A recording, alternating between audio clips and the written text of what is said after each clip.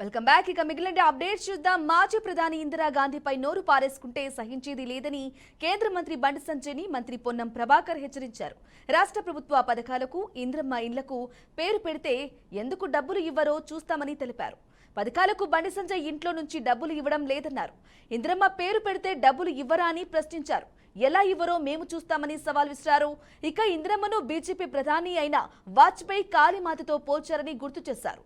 అయితే 10 నెలల కాలంలో జీఎస్టీ రూపంలో 37,000 కోట్లను కేంద్రం వసూలు చేసిందన్నారు. మరి కేంద్రం తెలంగాణకు ఇచ్చింది ఎంత అని మంత్రి ధ్వజమెత్తారు.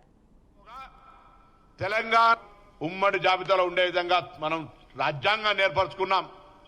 అది తెలియకుండా అవగాహన లేకుండా ఇందిరమ్మ పేరుంటే ఇళ్లకు డబ్బులు ఇవ్వమంటా ఉన్నారు. కొంతమంది సొంత జేబుల్లోకే ఇచ్చినట్టుగా. అన్ని దగ్గర పెట్టుకొని మాట్లాడండి. ఇప్పటికే తెలంగాణ బీజేపీ తెలంగాణ ప్రజలకు మోసం చేసింది.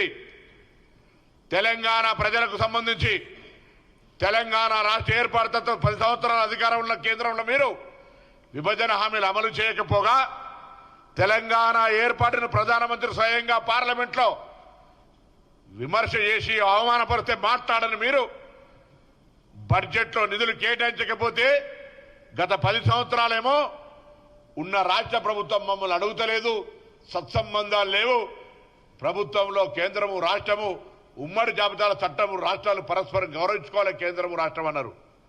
కానీ ఇవాళ తెలంగాణ ప్రభుత్వం ప్రజల పాలన ప్రభుత్వం ప్రధానమంత్రి గారితో సహా అనేక మంత్రుల్ని ఈ రాష్ట్ర ప్రయోజనాల కొరకు కలుస్తూనే ఇక్కడి నుంచి ప్రాతినిధ్యం వేస్తున్న వాళ్ళందరినీ కూడా తెలంగాణ ప్రయోజనాల కొరకు సహకరించమని గొంతెత్తి అడిగితే కూడా బడ్జెట్లో నిధులు కేటాయించలేదు.